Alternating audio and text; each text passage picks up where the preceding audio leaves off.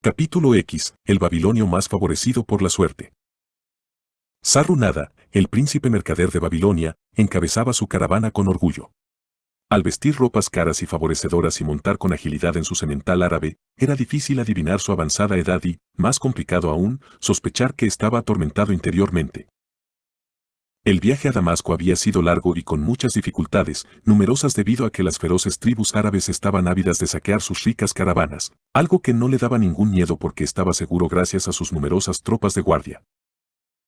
Sin embargo, la presencia de Haden Gala, el joven que traía con él de Damasco y que era el nieto de Arad Gula, su socio de hacía años y a quien debía una eterna gratitud, le trastornaba bastante ya que quería hacer alguna cosa por él, pero cuanto más pensaba en ello, más difícil le parecía por causa del joven. Luce joyas porque piensa que son adecuadas para los hombres, pensó mirando los anillos y pendientes del joven, y sin embargo, tiene el rostro enérgico de su abuelo, aunque él no llevaba ropas de colores tan llamativos. Lo he invitado a venir conmigo con la firme intención de ayudarle a hacerse una fortuna y huir del derroche con que su padre ha gastado su herencia.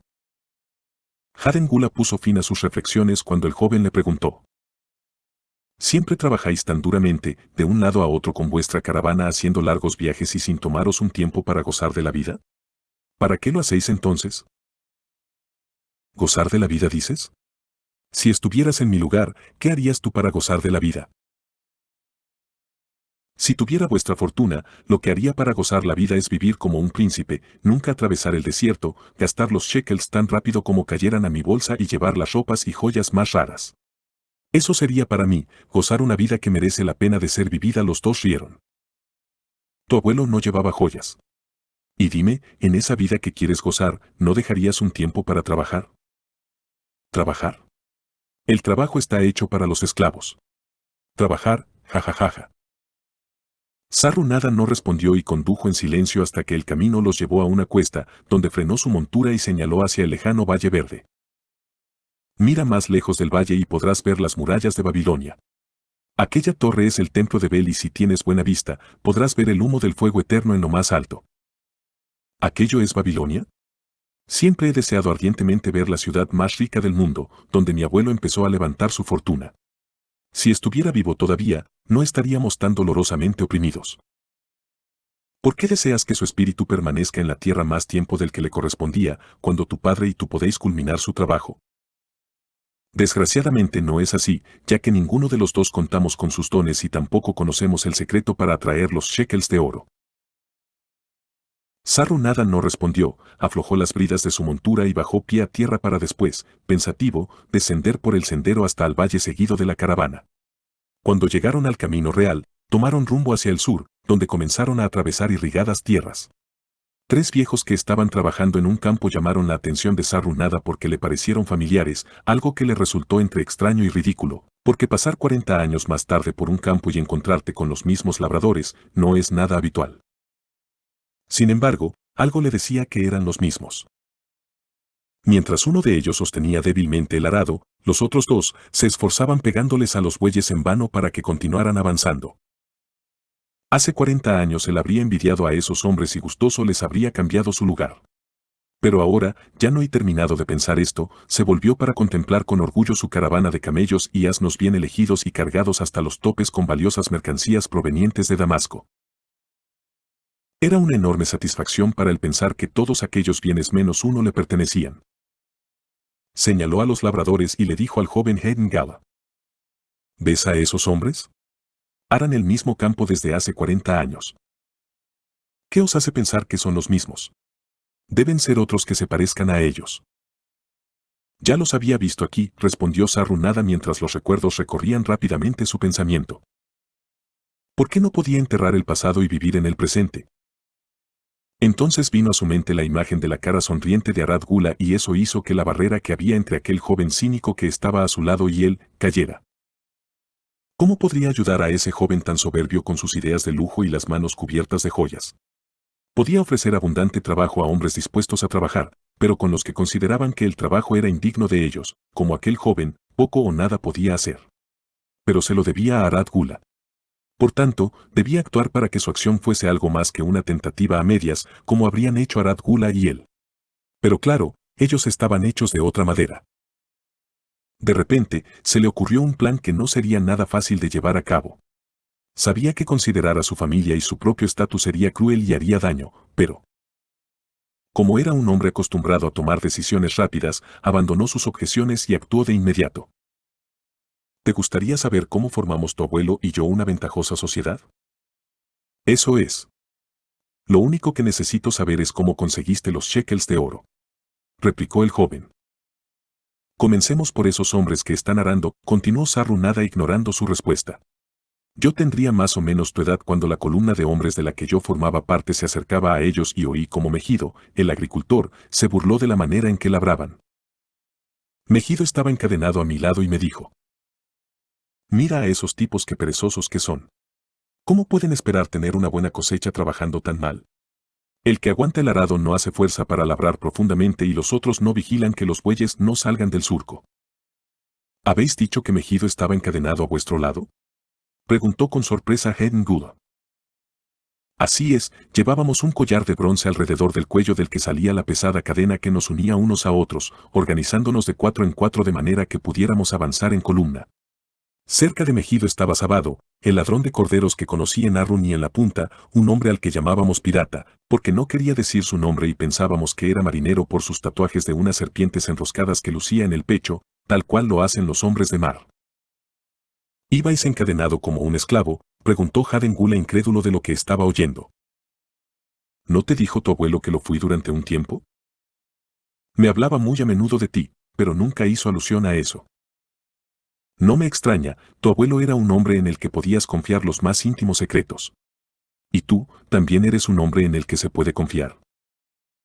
Podéis contar con mi silencio, pero dada la sorpresa de lo que me acabo de enterar, contadme cómo llegasteis a ser esclavo. Por desgracia, cualquiera puede encontrarse en esa situación.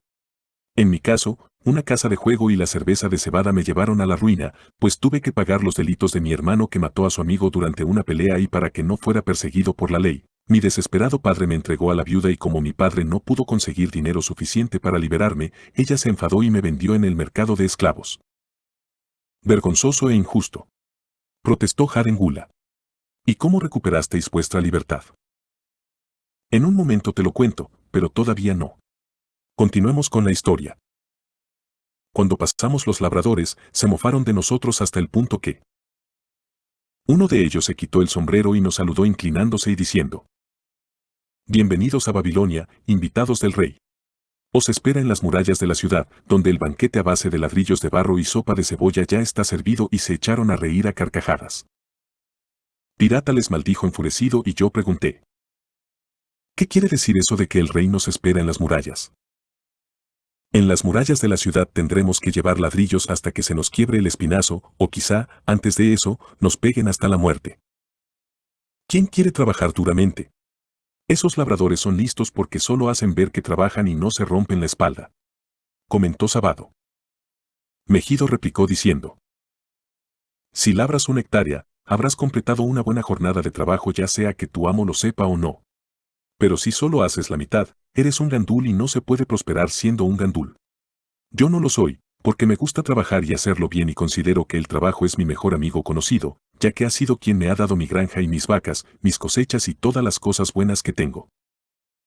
¿Y dónde están todas estas cosas ahora?, se burló Sabado.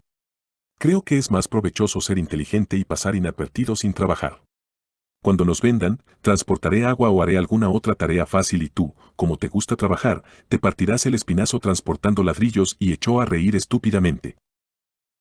Esa noche, aterrorizado, no podía dormirme, así que me acerqué a la línea de guardia mientras los otros dormían y le dije a Godoso, uno de esos tunantes árabes que hacía el primer turno: Godoso, ¿tú crees que seremos vendidos cuando lleguemos a las murallas de Babilonia? ¿Para qué lo quieres saber?, preguntó prudentemente.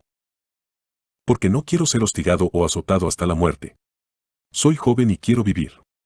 Dime, ¿tengo alguna posibilidad de tener un buen amo?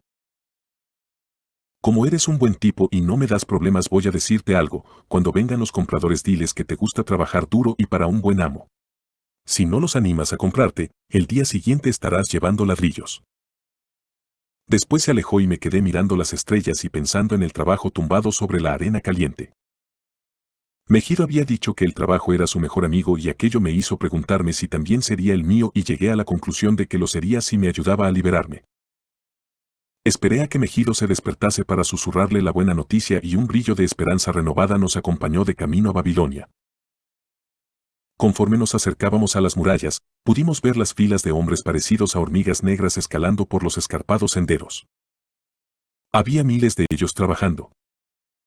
Unos cavaban los fosos, otros transformaban la tierra en ladrillos de barro y la gran mayoría cargaba ladrillos en grandes cestas y los subían hasta donde se encontraban los albañiles, por aquellos empinados caminos mientras que los vigilantes insultaban a los rezagados y chasqueaban sus látigos en la espalda de los que se salían de la fila. Algunos, tambaleándose por el agotamiento, acababan cayendo bajo las pesadas cestas y si los latigazos no les hacían ponerse en pie de nuevo, los apartaban a un lado de las filas hasta que caían cuesta abajo, hasta reunirse con los cuerpos demás que esperaban una sepultura sin bendecir.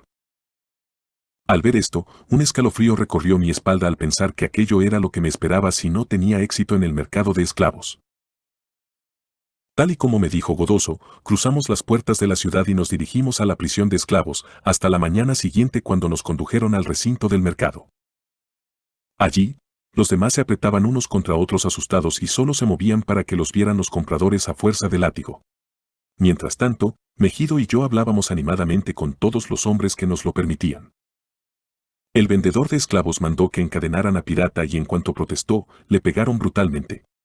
Sentí pena por él cuando se lo llevaron. Mejido, presintiendo que nuestra separación era inminente, me hablaba seriamente cuando no teníamos compradores cerca para hacerme comprender lo importante que sería el trabajo en mi futuro. Algunos hombres lo detestan y lo hacen su enemigo, pero es mucho mejor que lo trates como a un amigo. No te preocupes si es duro, al igual que cuando quieres construirte una buena casa, no te importa si las vigas son pesadas o si está lejos el pozo del que sacas el agua para el yeso. Prométeme que si tienes un amo, trabajarás para él tanto como puedas, sin inquietarte porque no aprecie tu trabajo. Recuerda siempre que el trabajo bien hecho hace bien al que lo realiza y lo convierte en un hombre mejor. Aquí paró de hablarme porque un corpulento agricultor vino a la valla para mirarnos con interés. Mejido le preguntó sobre su granja y sus cultivos y lo convenció de que le sería de gran utilidad. Tras un duro regateo con el vendedor de esclavos, el granjero sacó una gran bolsa de oro de entre sus ropas y poco después era el nuevo amo de Mejido. Otros hombres también fueron vendidos durante esa mañana y hacia el mediodía, Godoso me dijo que el vendedor estaba harto y no pasaría una noche más allí, por lo que su intención era llevar al resto de esclavos al comprador del rey al atardecer. Yo ya estaba empezando a desesperarme cuando un hombre gordo y de aspecto amable se acercó al muro y preguntó si había entre nosotros algún pastelero. Y le dije acercándome: ¿para qué necesita un buen pastelero como vos un pastelero de calidad inferior? ¿No sería más fácil enseñar a alguien de buena voluntad como yo los secretos de vuestro oficio? Soy joven, fuerte y me gusta trabajar. Por favor, dadme una oportunidad y os prometo que haré todo lo que esté en mis manos para hacer que vuestra bolsa se llene de oro. El hombre quedó impresionado por mi buena voluntad y regateó con el vendedor que, aunque nunca se había fijado en mí desde que me compró, ahora alababa fervientemente mis virtudes, mi buena salud y mi buen carácter. Aquella situación me hizo sentirme como un buey cebado al que vendían a un carnicero. Por fortuna, el trato se cerró y me fui con mi nuevo amo, Nana Night, sintiéndome el hombre más afortunado de Babilonia. Mi nueva casa me gustaba y mi amo me enseñó a moler la cebada en un cuenco de piedra, hacer un fuego en el horno y moler muy fina la harina de sésamo para hacer los pasteles de miel. Mi dormitorio era el granero en que guardaba el cereal y una vieja esclava, la criada Svesi, se encargaba de alimentarme bien, porque estaba muy contenta de que le ayudara a hacer las tareas más difíciles. Era la oportunidad de ser útil a mi amo que tantas veces había deseado y en ella esperaba encontrar una vía para ganar mi libertad. Pedí a Nana Night que me enseñara a amasar y cocer el pan y lo hizo de muy buena gana, ya que estaba muy contento por mi buena voluntad. Cuando dominé estas técnicas le pedí que me enseñara a hacer los pasteles de miel y muy pronto sabía hacer toda la pastelería. Mi amo estaba contento de no tener que hacer nada, pero Svesi, al ver la situación sacudía la cabeza en signo de desaprobación y decía: estar sin trabajar no es bueno para ningún hombre. Sentí que había llegado el momento de ganar las monedas para comprar mi libertad y como acababa mi trabajo a mediodía, pensé que Nana Night estaría de acuerdo en que buscara un empleo provechoso para las tardes, del que podríamos compartir los beneficios. Así que tuve una idea: ¿por qué no hacer más pasteles de miel y venderlos en las calles de la ciudad? Fui a ver a Nana Night y le conté mi plan de la siguiente manera. Si una vez haya terminado la pastelería dispongo de mis tardes para haceros ganar más dinero a vos, ¿no sería justo que compartierais parte de las ganancias conmigo, para así tener un dinero propio y poder comprarme las cosas que deseo y necesito? Ciertamente es bastante justo, admitió muy contento. Y me dijo, esto es lo que vamos a hacer. Los venderás a razón de 1 céntimo el par y me devolverás la mitad de lo que ganes, como pago por la harina, la miel y la leña necesarias para cocerlos. Por lo tanto, yo me quedaré con la mitad de la otra mitad y el resto será para ti. Aquella generosa oferta de darme la cuarta parte de mis ventas me puso tan contento que aquella misma noche trabajé hasta tarde fabricando una bandeja para colocar los pasteles. Nana Night me regaló uno de sus vestidos usados y Sveci me ayudó a arreglarlo y lavarlo para que tuviera un aspecto decente. Al día siguiente más pasteles de miel de la cantidad habitual y comencé a anunciar mi mercancía por la calle. A pesar de que los pasteles tenían aspecto de estar bien cocidos y ser apetitosos, al principio nadie parecía interesado y esto me desanimó, pero aún así continué anunciándolos y más tarde, cuando los hombres tuvieron hambre, empezaron a comprármelos y pronto vaciaron la bandeja. Nana Night, muy contento por mi éxito, me pagó gustoso mi parte y esto me hizo estar encantado de tener algún dinero. ¿Cuánta razón tenía Mejido cuando decía que el amo siempre aprecia los trabajos de un buen esclavo? Aquella noche apenas pude dormir debido a la excitación por mi éxito, así que intenté calcular cuánto podía ganar en un año y cuántos años serían necesarios para comprar mi libertad. Pronto tuve clientes que visitaban regularmente mi bandeja de pasteles y entre ellos no estaba otro que Arad Gula, tu abuelo. Por aquel entonces, él era vendedor de alfombras e iba de un extremo a otro de la ciudad acompañado de un burro cargado de alfombras y de un esclavo negro que lo cuidaba, para vendérselas a las amas de casa. Tu abuelo siempre me compraba 2 pasteles para él y 2 para su esclavo y todos los días se entretenía a hablar conmigo mientras se los comían. Un día me dijo una cosa que recordaré por siempre. Me gustan tus pasteles, muchacho, pero aún me gusta más el ardor con que los vendes. Ese espíritu te llevará muy lejos en el camino del éxito. Puedes comprender lo que significaron esas palabras de aliento para mí, un joven esclavo que estaba solo en una gran ciudad y que luchaba contra sí mismo para encontrar una puerta de salida a su humillación. A medida que pasaban los meses, mi bolsa iba engrosando y ya empezaba a tener un peso reconfortante y tal y como predijo Mejido, el trabajo se había convertido en mi mejor amigo. Pero a pesar de que yo estaba feliz, Sveci se mostraba intranquila. Tu amo pasa demasiado tiempo en las casas de juego y temo por él, me dijo. Un día me encontré con mi amigo Mejido en la calle, hecho que me puso muy feliz. Él se dirigía al mercado con 3 asnos cargados de verduras. Me dijo. Estoy muy bien, mi amo aprecia mi trabajo y ya soy capataz. Además, como puedes comprobar, me confía los productos que vende en el mercado e incluso ha reclamado a mi familia. Como ves, amigo mío, el trabajo me está ayudando a recuperarme de mi gran desgracia y algún día lo hará también para comprar mi libertad y volver a tener una granja propia. Pasó el tiempo y Nana Night cada día tenía más prisa por verme llegar después de mi venta. Esperaba mi vuelta, contaba el dinero impaciente y lo dividía. Pero ahora algo había cambiado, me presionaba para que buscara nuevos clientes y aumentara así mis ventas. Con el afán de contentar a mi amo, a menudo iba a buscar a los vigilantes de los esclavos que construían las murallas de la ciudad. Detestaba volver a ver aquellas desagradables escenas, pero los vigilantes eran generosos compradores. Un día vi a Sábado esperando en fila para llenar su cesto de ladrillos. Estaba flaco y encorvado y su espalda era un mar de cicatrices y llagas, producidas por los látigos de los vigilantes. Me dio pena y le di un pastel que aplastó ansioso contra su boca y tuve que salir corriendo antes de que pudiera atrapar mi bandeja. Un día, tu abuelo me preguntó, ¿por qué trabajas tan duramente? ¿Cómo ves? Es casi la misma pregunta que tú me has hecho hoy, ¿te acuerdas?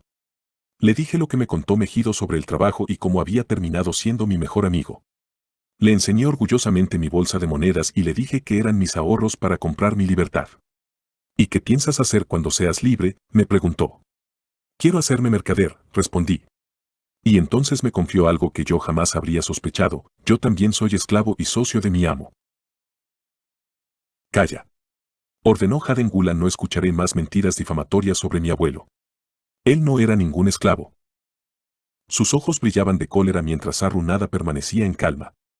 Así es, y lo honro por haberse elevado desde su desgracia y haberse convertido en un gran ciudadano de Damasco.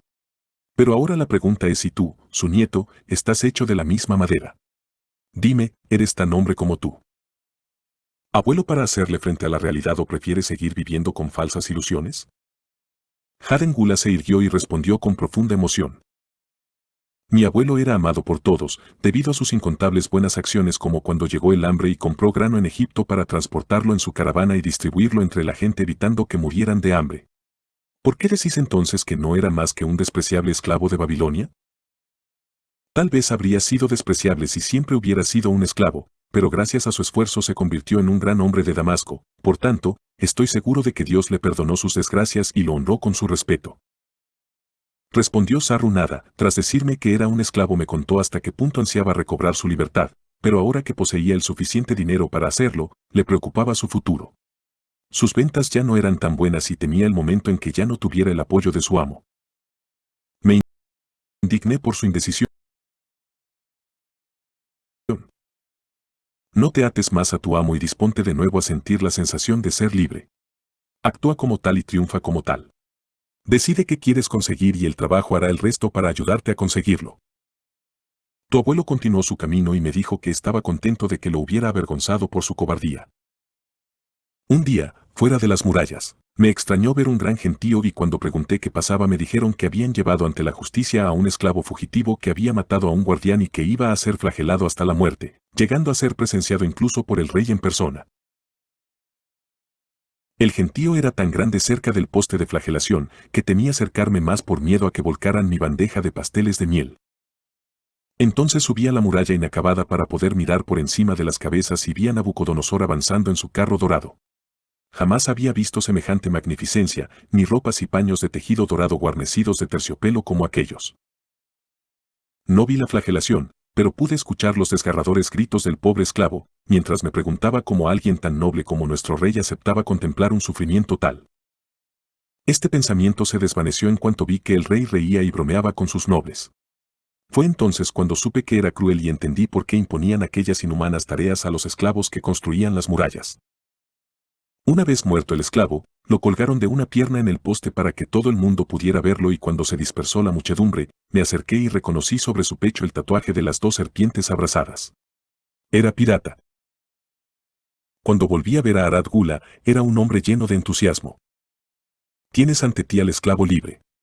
Tus palabras fueron mágicas y mis ventas y beneficios están aumentando cada vez más. Mi mujer, la sobrina de mi amo, está encantada porque ella era una mujer libre y su deseo es que nos mudemos a un pueblo donde nadie sepa de mi pasado como esclavo. Así, nuestros hijos estarán a salvo de todo reproche sobre la desgracia de su padre. Amigo mío, sin duda el trabajo ha sido mi mejor ayuda para recuperar la confianza en mí y la habilidad para vender. Aunque solo hubiera sido para devolverle los ánimos que él me había dado, yo estaba encantado de haberle podido ayudar. Specie vino una noche a verme completamente angustiada. Tu amo tiene problemas y temo por él. Hace unos meses perdió mucho dinero en el juego y tanto el granjero como el prestamista están enfadados y le amenazan, porque ya no les pagan ni la harina ni la miel. No entiendo por qué debemos preocuparnos por sus locuras. No somos sus guardianes. Dije sin pensar. No comprendes nada. Le ha dado al prestamista tu título como aval y según la ley, éste puede reclamarte y venderte. No sé qué hacer. Sé que es un buen amo y no entiendo por qué se ha de abatir una desgracia así sobre él. Los temores de Specie se cumplieron a la mañana siguiente. Mientras hacía los pasteles, llegó el prestamista con un hombre que llamado Sassi, que me miró y le dijo que le parecía buen trato. El prestamista no esperó la llegada de mi amo y le dijo a Specie que le dijese que me habían llevado con ellos, así que me obligaron a alejarme de los pasteles sin acabar, sin más equipaje que la ropa que llevaba puesta y mi bolsa fuertemente atada a mi cinturón. Me alejaron en un momento de mis deseos más profundos y de nuevo una casa de juego y la cerveza de cebada me volvían a causar desgracias. Sassi era brusco y tosco, pero aún así, mientras me conducía a través de la ciudad, le conté el buen trabajo que había hecho para Nana Naidi y que esperaba hacer lo mismo por él. Su respuesta no me dio ningún ánimo. No me gusta ese trabajo, ni tampoco a mi amo, a quien el rey le ha ordenado que me envíe a construir una parte del gran canal. Mi amo me ha mandado comprar esclavos que trabajen duro y que acabe esa tarea rápidamente. ¿Cómo se puede acabar rápidamente un trabajo tan enorme? Imagina cómo lo pasé en el desierto, sin árboles, con tan solo pequeños arbustos y un sol tan ardiente que hacía que el agua de nuestros barriles se calentara tanto que nos costaba beberla. Imagina también las filas que formábamos los hombres, bajando a un profundo agujero y arrastrando pesados cestos llenos de tierra mientras subíamos por senderos polvorientos, de sol a sol. Imagina que comíamos como cerdos, ya que nos servían la comida en abrevaderos. Imagina lo mal que dormíamos, ya que no teníamos tiendas donde guarecernos ni paja para las camas. En esta situación me encontré. Tuve la precaución de enterrar mi bolsa en un sitio marcado con la incerteza de saber si algún día saldría de allí. Al principio trabajé con buena voluntad, pero a medida que pasaron los meses, sentí que mi alma se quebraba. La fiebre hizo mella en mi contusionado y maltrecho cuerpo y al perder el apetito, no podía comer el cordero y las verduras que nos daban. Esta situación me hacía dar vueltas en mi camastro sin poderme dormir por las noches. Me llegué a preguntar si no era mejor el plan de Sabado, holgazanear e intentar no partirse el espinazo trabajando. Pero me vino a la mente la última vez que lo había visto y descarté de inmediato su plan. También pensé en Pirata y me planteé seriamente si no era preferible luchar y matar, pero la visión de su cuerpo ensangrentado me recordó que su plan era peor que el de Sabado. Entonces me acordé de que las manos de Mejido eran profundamente callosas a fuerza de trabajo, pero la ligereza de su corazón y la felicidad que emanaba su rostro, me hicieron ver que su plan era el mejor. Sin embargo, si yo estaba tan dispuesto a trabajar como Mejido, ¿por qué mi trabajo no me proporcionaba la felicidad y éxito como a él? ¿Acaso era el trabajo lo que había dado la felicidad y el éxito a Mejido o quizá estos eran bienes en manos de Dios? ¿Tendría que trabajar el resto de mi vida sin poder satisfacer mis deseos, ni tener éxito ni felicidad? Como comprenderás, estaba totalmente confuso, ya que estas preguntas se agolpaban en mi mente sin encontrar respuesta alguna. Días más tarde, estaba al límite de mis fuerzas y sin embargo, mis preguntas continuaban sin respuesta y fue entonces, cuando Sassi me dijo que mi amo había hecho venir a un mensajero para que me llevara de vuelta a Babilonia. Al enterarme de aquella grandiosa noticia, cavé para recuperar mi precioso saquito, lo escondí entre mis harapos y partí hacia la gran ciudad mientras aquellos pensamientos seguían pasando por mi cerebro febril, haciéndome sentir como si un huracán diese vueltas a mi alrededor y pensaba que estaba viviendo la extraña letra de una canción de Arrun, mi ciudad natal. Mira al hombre que se comporta como un torbellino, como la tormenta y que en su carrera nadie puede seguir y su destino nadie puede predecir. ¿Era mi destino ser castigado sin saber por qué?